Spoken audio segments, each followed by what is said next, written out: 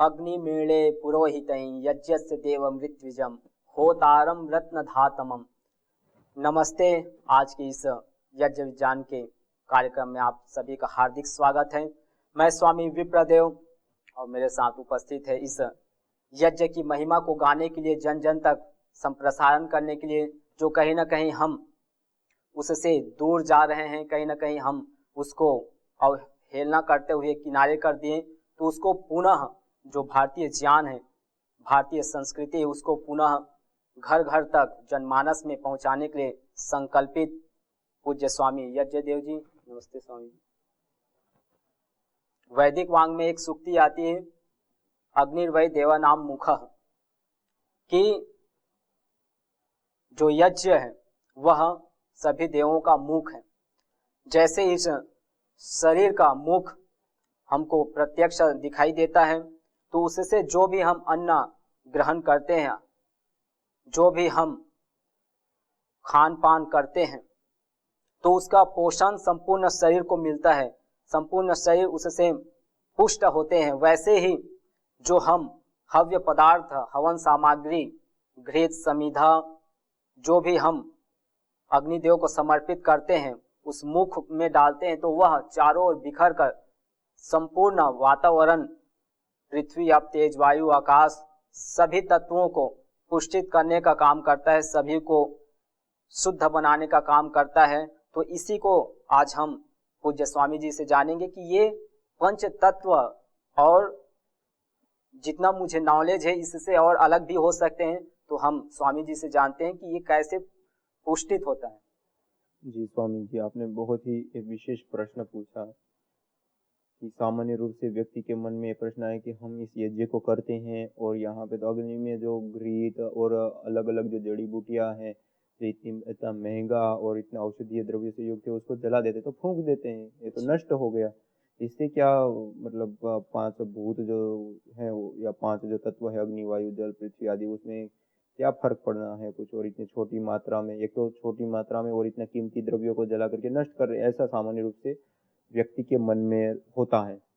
लेकिन वास्तविकता हम देखें तो धरती पर कोई भी पदार्थ नष्ट नहीं होता है, और वो परिवर्तित होता है, रूपांतरित होता है। नासः कारण लय, हमारे दर्शनों में एक सूत्र मिलता है, नासः कारण लय, जिसको हम नाश कहते हैं, वो अपने कारण में लय हो जाता है। और यदि शाब्दिक अर्थ को हम देखें तो नस अदर्शन है, हम जिस नाश शब्द को बोलते हैं उसका अर्थ होता है अदर्शन हो जाना। जो हमें पहले दिखाई देता था अब दिखाई नहीं दे रहा है, अदर्शन हो गया, उसको हम नाश होना मानते हैं। अपितु मूलतः सर्वथा उसका नाश नहीं हुआ है, बस वो जिस रूप में था उस रूप में से दूसरे रूप में वो परिवर्तित हो गया।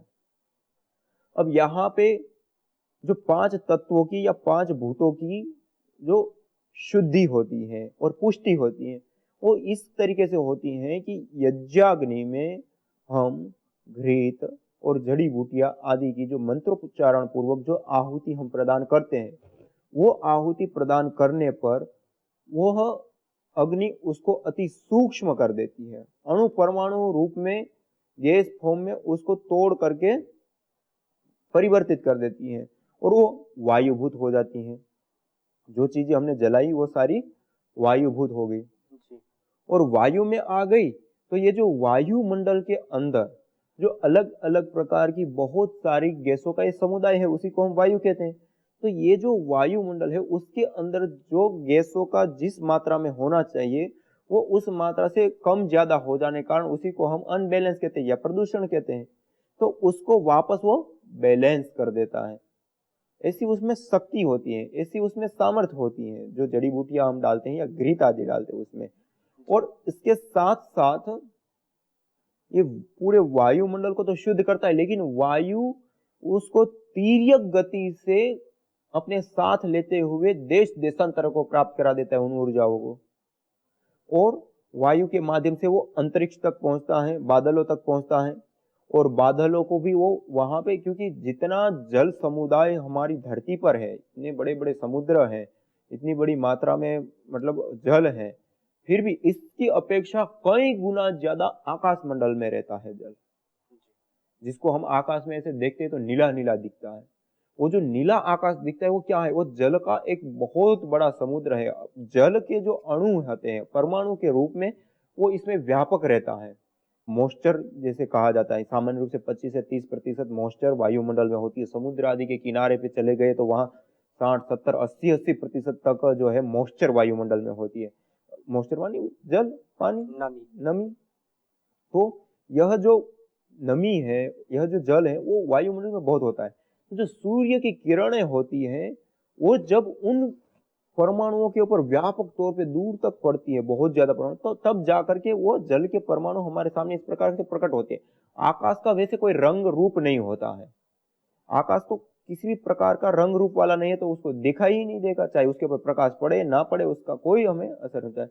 इसी प्रकार से वायु भी ऐसी होती है। ये आकाश में बहुत बड़ा प्रश्न बनता है, इसका तो कोई स्वरूप नहीं है, जी स्वामी ना ये पकड़ में आता है। जी तो स्वामी। ये फिर जब बात कही जाती है कि यज्ञ जैसे पंच तत्व, पंच तत्व शुद्ध तो होते फिर तो आकाश कैसे शुद्ध होगा? आकाश कैसे शुद्ध होता है? जी। जी स्वामी जी, ये एक बहुत बड़ा मतलब लोगों के मन में ये प्रश्न रहता है, लेकिन जब तक हम जानते नहीं तब तक हमें ऐसा लगता है। जो कि हम जिस शब्दों का प्रयोग करते हैं, जिस वाणी का हम प्रयोग करते हैं, जिस ध्वनि का हम प्रयोग करते हैं, तो ये सारी की सारी जो ध्वनि है उसका आश्रय क्या है? आकाश। और जो हमारे दर्शन शास्त्र हैं उसमें भी विशेष करके जो आकाश का विषय बताया है वो शब्द बताया। मतलब जो ध्वनि का हम ये व्यवहार कर रहे हैं वो व्यवहार आकाश के माध्यम से हो रहा है। और शब्द को नित्य कह दिया हमारे शास्त्र ने। अक्षरम नक्षरम विद्या, 10 और 13वां सरोक्षरम आदि जो बताया, हमारे जो मूल वैदिक वांग्मय में जो व्याकरण शास्त्र है उसका ये जो दर्शन है उसमें। और जो आकाश है, उस आकाश मंडल के अंदर जो हम विचार करते हैं, जो हम भावनाएं बनाते हैं, जो हम ध्वनियां करते हैं, ये सब कुछ उस आकाश मंडल के अंदर आवृत्त रहता है, उस आकाश मंडल के अंदर व्याप्त रहता है। और उस आकाश मंडल के आज जैसे हम टेलीविजन का प्रयोग करते हैं कि एक जगह पे जो कार्यक्रम हो रहा है उसको कैमरे के माध्यम से रिकॉर्ड करके हम टेलीकास्ट करते हैं, तो पूरी दुनिया एक साथ उसी समय में देख लेती है। वो किसके माध्यम से हो रहा है? आकाश के माध्यम से हो रहा है। एक ध्वनि विज्ञान के माध्यम से होता है। ध्वनि किसके माध्यम से वो हो रही है? आकाश मंडल के माध्यम से। तो आकाश कोई ऐसी वस्तु नहीं है कि हमें दिखाई नहीं देती, उसका मतलब उसमें कुछ नहीं है। जो पदार्थ जितना सूक्ष्म होता है उतना ही वो ज्यादा शक्तिशाली और उतना ही ज्यादा वो उपयोगी है। जैसे जैसे हम स्थूलता से सूक्ष्मता की ओर जाएं तो हम 5 तत्व जो है, अग्नि वायु जल पृथ्वी, उन 5 तत्वों में आकाश जो है वो हमें दिखाई ही नहीं देता, बहुत सूक्ष्म है वो। और वो सूक्ष्म होने के कारण उसी के अंतर्गत ये सारा ब्रह्मांड है। आप देखिए, धरती आकाश वायु, ये सारी चीज, धरती जल वायु और पृथ्वी, ये सारी चीज कहाँ टिकी हुई है? अग्नि, ये सारी चीजें कहाँ टिकी हुई है? उसी आकाश मंडल में। जी जी जी। उसी आकाश मंडल ने धारण कर रखा है। तो वो आकाश मंडल इन सब चीजों को धारण करने वाला है। उसके साथ साथ ये ध्वनि आदि से लेकर इनका आश्रय है। दूसरा, हम जो एक्टिविटीज करते हैं वो सारी भी तो उस आकाश मंडल के अंदर ही तो होती। तो आकाश मंडल कोई नहीं दिखाई देता उसका मतलब कुछ नहीं, ऐसा नहीं, अपितु तो बहुत कुछ उसके अंदर है। और हमारी जो यादें हैं, हमारी जो सोच विचार भावनाएं फीलिंग्स, ये सारी चीजें उस आकाश मंडल में व्याप्त रहती हैं और उसका जो प्रभाव है वो दूर दूर तक जाता है। इसलिए ये जो आकाश है वो कोई सामान्य नहीं। इसी प्रकार आकाश से भी यदि कोई सूक्ष्म है तो वो है ईश्वर। आप देखिए, इतना चराचर ब्रह्मांड चल रहा है, समय पे सूर्य का निकलना, समय पे चांद का निकलना, समय पे आप देखिए कितने पेड़ पौधे और अलग अलग फसलों आदि बीज हैं। एक समय पे, एक ऋतु पे, उसके समय पे ही वो बीज अंकुरित होगा, समय पे ही फल देगा, समय पे ही उसका फूल खिलना। ये सारे जो रीत नियम, कर्मों के अनुसार लोगों को फल मिलना, ये सारे कितने रीत नियम चल रहे हैं इस धरती पर। उन सबको चलाने वाला कौन है? वो परमपिता परमात्मा। लेकिन वो दृष्टिगोचर होता है और शास्त्रों ने भी उसको अतीन्द्रिय कह दिया। तो वो और इससे भी सूक्ष्म है, लेकिन नहीं है ऐसा नहीं है, वो है, उसी के कारण ये सारी चीजें हो रही। इसी प्रकार आकाश भी, इसी हम देख सकते हैं। तो इसको आकाश को क्या ऐसे समझें कि ये जो हम शब्द बोलते हैं, जो ध्वनि निकलती है, उसको संप्रसारित करने का काम करती है? जी स्वामी जी, आकाश नहीं है तो हम इस चीज को नहीं कर पाएंगे। आकाश ही उसका आश्रय स्थान है। तो फिर ये यज्ञ से कैसे क्या होता है? जी स्वामी जी, यज्ञ के माध्यम से जो ऊर्जाएं निर्मित होती हैं, उन ऊर्जाओं के माध्यम से इस आकाश मंडल के अंदर जो हमारी फीलिंग्स, हमारी जो भावनाएं, हमारे जो विचार हम करते हैं, तो उसकी जो तरंगे होती है वो भी तो इसमें व्याप्त होती हैं। और साइंस भी तो आज मानती है कि जो हम हमारे मन की निर्मल तरंगे 350 किलोमीटर से भी ज्यादा दूर तक फैलती है। तो ये आकाशमंडल में ही तो फैलती है, और कहाँ फैलती है। तो ये जो तरंगे फैलती, तो हम नेगेटिव विचार करेंगे, नेगेटिव तरंगे जाएगी, पॉजिटिव विचार करेंगे पॉजिटिव, तो ये जो नेगेटिव विचार किया और वो तरंगे गई, तो उसको भी शोधित करने का काम ये जी की ऊर्जाएं करती हैं। इसी प्रकार से जो अलग अलग प्रकार की जो ध्वनियां होती हैं, उन ध्वनियों का जो एक इफेक्ट होता है, जैसे हम ये अभी भवन बनाते हैं, बिल्डिंग बनाते हैं सीमेंट आदि से, तो इसकी 70-80 साल की उम्र होती है कि हमने व्यवस्थित रूप से जितनी मात्रा में प्रयोग करना चाहिए, जिस प्रकार से उसको पकाना चाहिए या बनाना चाहिए, उस तरीके से हमने बनाया, तो वो 70-80 साल तक वो टिकेगी। लेकिन उसको बना दिया, व्यवस्थित बनाया, सब कुछ कर दिया, लेकिन उसके अंदर उस बिल्डिंग में हमने कुछ ऐसी मशीनें धर दी या रख दी या चला दी कि जो हमेशा कंपन देती है, हमेशा ध्वनि देती रहती है, तो उस बिल्डिंग की 70 साल की जगह पे 30, 35, 40, 50 साल पे आकर के उसकी उम्र टिक करके रह जाएगी, और उतने सालों में वो खत्म हो जाएगा। क्यों? क्योंकि वो ध्वनि के कारण। तो इसी प्रकार से वहां पे भी हम सब जगह पे ये देख सकते हैं। जी, बहुत अच्छा आपने बताया। तो अभी मैंने प्रश्न किया था पूज्य स्वामी जी से कि हम यज्ञ करते हैं और ये सुनते हैं कि यज्ञ के माध्यम से पंचभूत आत्मक जो तत्व है उसका परिशोधन होता है, अर्थात वो पुष्टि वर्धक हो जाते हैं, उसमें किसी प्रकार के विकार। तो फिर उसमें एक सबसे बड़ा प्रश्न बनता है कि आकाश इससे यज्ञ से कैसे पुष्टि होता है, उसका पालन पोषण कैसे होता है। तो स्वामी जी ने सहज शब्दों में बताया कि जो हम शब्द बोलते हैं, जो भी ध्वनि हमारे मुख से निकलती है किसी भी वस्तु से, तो उसका संप्रसारण करने का काम इस आकाश में होता है। और जो भी हम निगेटिव भी किसी के प्रति सोचते हैं या जो निगेटिव तत्व है उसका भी परिशोधन, क्योंकि ये यज्ञ से उत्पन्न जो ऊर्जा है, जो प्राण वायु है, वह इस आकाश के माध्यम से दूर दूर तक फैलकर उसको शुद्ध बनाने का काम करता है, उसको परिशोधन करने का काम करता है। तो स्वामी जी, एक और प्रश्न उठ रहा है मन में कि हम यज्ञ करते हैं और यज्ञ के दौरान क्या उससे पहले हमको शुद्धि होना चाहिए, क्योंकि यज्ञ तो शुद्ध करने वाला है। जी सर। और हम ऐसे सुनते हैं कि यज्ञ से पहले स्नान कर कर जाना चाहिए, अर्थात निर्मल होकर बाह्य रूप से मन का भी पवित्र होना चाहिए, लेकिन यज्ञ स्वयं पवित्र करने वाला है। तो इसमें क्या स्नान आवश्यक है, परिशोधन? जी स्वामी जी, सामान्य रूप से जो हम यज्ञ करते हैं वह यज्ञ शुद्धि का हेतु है, शुद्धि का कारण है, और पांचों भूतों में वो शुद्धि करता है। केवल हमारे घर परिवार या चित्त या शरीर में ही नहीं, अभी तो पांचों भूतों में सब जगह पे शुद्धि का हेतु है जी। और आपने अभी ही प्रश्न पूछा था आकाश मंडल में कैसे शुद्धि करेगा और जगह पे कैसे शुद्धि करेगा। तो हम जब यज्ञ कर रहे हैं तो उस दौरान हमें खाली शरीर की ही शुद्धि नहीं करनी, अभी तो सब जगह पे शुद्धि करनी है। और हम उस समय हमारे शास्त्रों में स्नान आदि करने के पश्चात यज्ञ करने के लिए कहा है। स्नान आदि यदि हम नहीं किए हैं तो हम अंग स्पर्श और आचमन आदि करके तो हमें करना ही करना चाहिए। मान लो कि हमने स्नान नहीं किया तो अंग स्पर्श और आचमन, अर्थात जल को साक्षी मान करके जल को, क्योंकि जल अपने आप में परम पवित्र है और पवित्र करने वाला है, और जल में भी अद्भुत शक्ति है अपने आप में कि हम यदि उस जल को अपने सामने रखते हैं। और आप इस बात को भी देख सकते हैं कि जब व्यक्ति कोई समुद्र के किनारे गया, कोई तालाब के किनारे गया या कोई नदी के किनारे पे गया, तो आप देखिए वहां जाते ही उनकी जो चित्त की आप निहालेंगे तो उनकी जो चित्त की वृत्तियां होती हैं वो कितना भी दुख कष्ट बाधा पीड़ा या कितने भी उसमें से वो आया है, लेकिन वहां जाने के बाद सब कुछ वो भूल जाता है और उस जल समुद्र की राशि को देख करके इतना प्रसन्न हो जाता है और एक अलग विचार में एक अलग हार्मोन्स बनने लगते हैं और एक अलग प्रकार का उनका मतलब उस समय में एक माहौल होता है उसका चित्त का, उसके मन का, उसकी वृत्तियों का, उसके साधु विचारों का। होता है। तो जलाशय के किनारे जाने मात्र से, और इसलिए तो आप देखिए ना हमारे ऋषि मुनि लोग विशेष करके प्रातः काल आदि का जो स्नान होता था वो विशेष करके अपने आश्रमों को भी नदी के किनारे या तालाब के किनारे बनाया करते थे।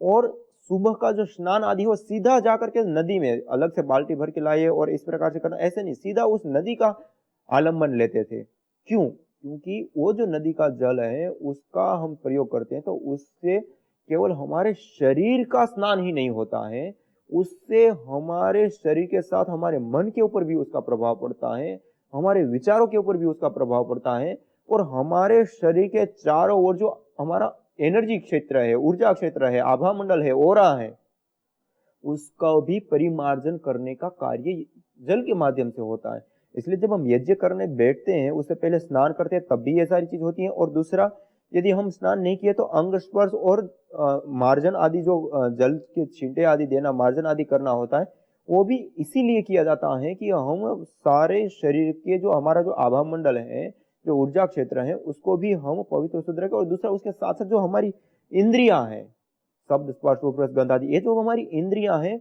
उन एक एक इंद्रियों का जब हम स्पर्श करते हैं उस समय ये भावना और ये जल वैसे ही पवित्र है, उसको जब हम वो करते हैं तो जो हमारी इंद्रियों की जो भावनाएं हैं, हमारी जो इंद्रियां हैं वो संयमित हो।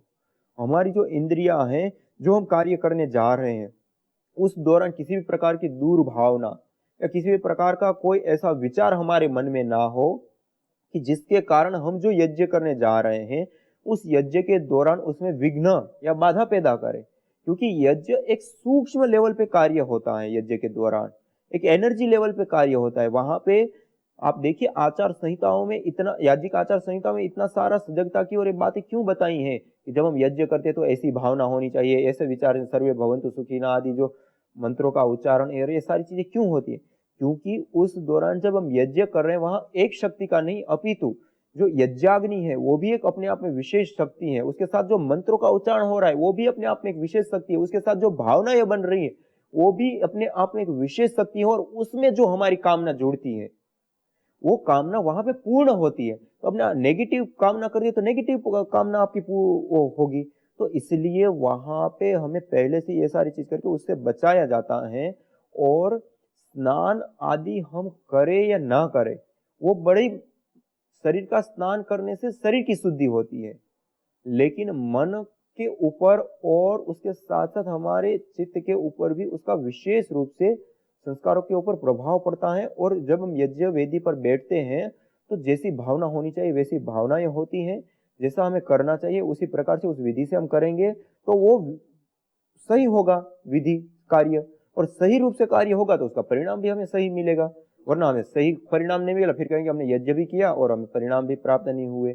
और दूसरा मूल बात यह है कि यज्ञ के दौरान जो शुद्धि का हेतु बताया कि भाई सब चीजों को शुद्ध करने वाला है, तो हम शुद्ध होकर के ना बैठ करके ऐसे ही बैठ जाए तो वो तो शुद्ध तो कर ही देगा, निश्चित रूप से शुद्ध करता है। जैसे हम स्नान करते हैं तब भी हमारे शरीर आदि पे जो बैक्टीरिया आदि होते हैं वो दूर होते हैं, इसी प्रकार हम यज्ञ पे बैठते हैं वो भी हमें हमारे शरीर के ऊपर जो बैक्टीरिया आदि है उसको दूर कर देता है। हम स्नान करते हैं उससे भी हमारे आभा मंडल का जो ओरा है वो शुद्ध होता है, लेकिन हम यज्ञ पे बैठते हैं उससे भी अत्यधिक मात्रा से वो ओरा शुद्ध होता है, लेकिन उससे भी सूक्ष्म बातें हैं। इसलिए तो जो वैशेषिक दर्शन है, वैशेषिक दर्शन में महर्षि कणाद जी ने जो विषय वस्तु प्रस्तुत किए हैं उस विषय वस्तु में भी एक जगह पे प्रश्न के माध्यम से प्रति प्रश्न करते हैं कि जो यज्ञ आदि याग आदि जो सारी चीजें करने के लिए कहते हैं वहां पे स्नान करना, वो करना, ये करना, अंग स्पर्श मार्जन ये करना,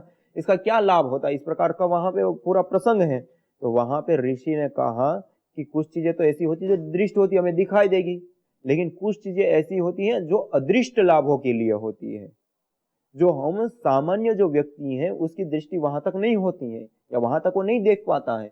इसलिए वहां पे इस प्रकार का विधान स्पष्टता की गई है कि कई सारे ऐसे अदृष्ट लाभ होते जिसके लिए वहां पे वो विधान है।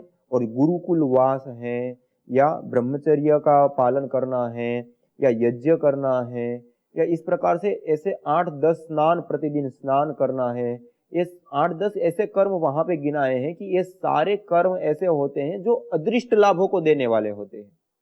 अब इसके तो हमें दृष्ट लाभ दिखते हैं कि हमने स्नान किया तो शरीर शुद्ध हो गया, उससे अतिरिक्त क्या होना है, सामान्य रूप से व्यक्ति का यही मन में आता है। लेकिन इतना ही नहीं होता, उसका चित्त के ऊपर, हमारे मन के ऊपर, अब सबकी चीजों के ऊपर प्रभाव पड़ता है। आप एक बार देखिए, एक दिन स्नान ना कीजिए, 1-2 दिन स्नान ना कीजिए, आप देखिए आपका मन को आप निहालिए, कितना मतलब मन के ऊपर उसका प्रभाव पड़ता है। और आप खाली समुद्र या तालाब या नदी के किनारे जाइए, आप देखिए खाली समुद्र राशि के पास में खड़े रह करके उसको, जो विशाल समुद्र राशि को आप देखते हैं, तब तक आपकी चित्त की वृत्तियों में कितना परिवर्तन आते हैं। जो क्लेशकारी जो आपकी वृत्तियां हैं, विचार हैं, वो सब दूर हो जाएंगे। क्यों? क्योंकि उसमें बहुत सारी वैज्ञानिकताएं और ये सारी चीजें छिपी हुई हैं। तो हमें निश्चित रूप से स्नान जब तक हो सकता है तो स्नान करके ही करना चाहिए, नहीं है तो हमें खाली अंग स्पर्श आचमन आदि करके उसके बाद हमें करना चाहिए। जी स्वामी जी।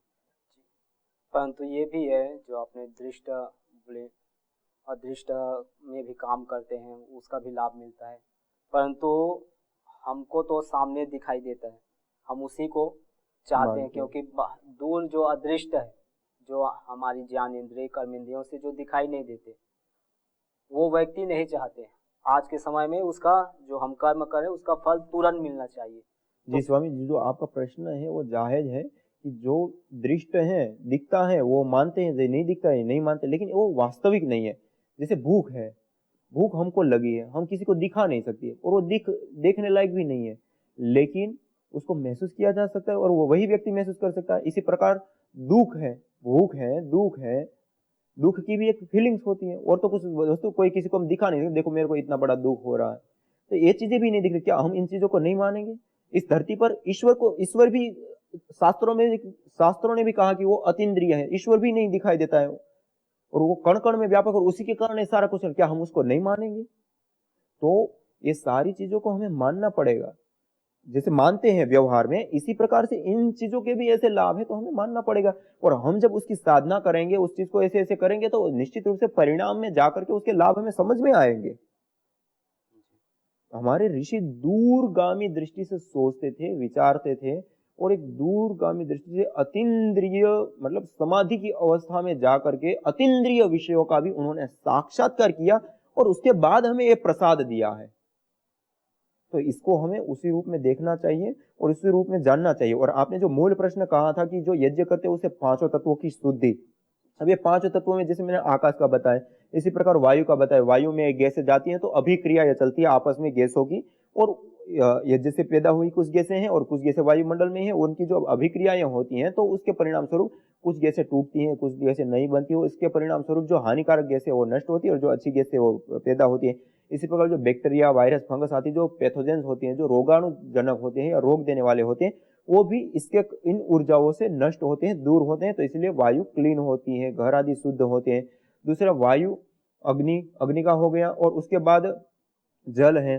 तो ये जो ऊर्जाएं उत्पन्न होती हैं वो आकाश मंडल में जाती है। जो विशाल जो जल समुद्र की राशि विशाल बता रहा था, ये आकाश मंडल में विशाल रूप से रहती है, और जो बादल रूप में भी वो आती है तो वो भी एक विशाल जल राशि होती है। तो उसमें इसके जो मॉलिक्यूल्स हैं, इसके जो अणु परमाणु है, वो उसके साथ मिल जाते हैं और मिल करके वहीं पे अभिक्रिया करके उस विशाल समुद्र की जो जल राशि है आकाश मंडल में, समुद्र, उसको वो शुद्ध कर देता है। फिर बारिश के रूप में वो जब नीचे गिरता है तो वही शुद्ध जल घृत, जड़ी बूटियों आदि से जो युक्त है, वो शुद्ध हुआ जल भूमि पर वापस गिरता है। तो जो भूमि पर गिरा, तो जो भूमि के अंदर जो अशुद्धि है, या भूमि के अंदर जो उर्वरा शक्ति की कमी है, या भूमि के अंदर किसी भी प्रकार का कोई रोग है, दोष है, किसी प्रकार की न्यूनता है, तो उसको भी वो दूर करने का काम करता है। इसलिए भूमि भी उर्वरा बनती है, अच्छी बनती है।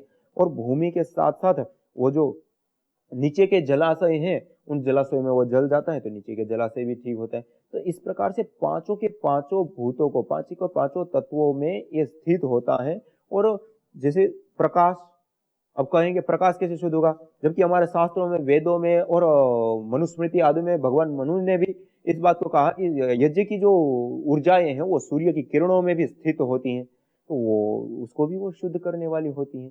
तो इसलिए धरती से मतलब पांचों के पांचों तत्वों में निश्चित रूप से ये शुद्धि का हेतु है। बस हमें उसके ऊपर और काम करने की आवश्यकता है। हम अनुसंधान करके उस रूप में लाए, हमारे ऋषियों ने सर्च किया, हम रिसर्च कर रहे हैं, तो हम रिसर्च करके वापस उन बातों को सामने लाएंगे।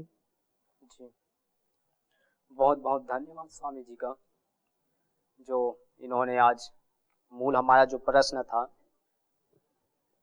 कि यज्ञ से क्या पंच भूतात्मक पृथ्वी, अप, तेज, वायु, आकाश का परिशोधन होता है, शुद्ध होता है, तो इन्होंने बहुत ही उसको सरल शब्दों में हमको बताया कि पृथ्वी, अप जो जल है, जैसे ही नीचे हमको समुद्र में जल दिखाई देता है, वैसे ही उससे अनंत गुना इस आकाश में जल है। और जब हम यज्ञ करते हैं तो उससे जो मॉलिक्यूल्स तैयार होता है, उससे जो फ्यूम्स तैयार होते हैं, सूक्ष्म जो एटम्स परमाणु हैं, वो ऊपर जाकर जो जल की राशि उसके साथ अभिक्रिया होकर और फिर उसको शुद्ध करके जब वो बारिश के रूप में, पर्जन्य के रूप में नीचे आकर जो औषधियां हैं, जो नाना प्रकार के फल फूल हैं, उन सबको शुद्ध करते हैं। वैसे ही अग्नि है, जो सूर्य से निकल रही रश्मि है, उसका भी परिशोधन, जो अल्ट्रावायलेट किरणें जो हम सुनते हैं, जिससे स्किन डिसीज, कैंसर जैसे भयानक रोग हो जाते हैं, तो उसका भी परिमार्जन करने का कार्य यज्ञ करता है। और वायु है, जिसमें आज तो हम देख रहे हैं इस पॉल्यूशन के समय में कि चारों ओर सबसे अधिक वायु प्रदूषण है।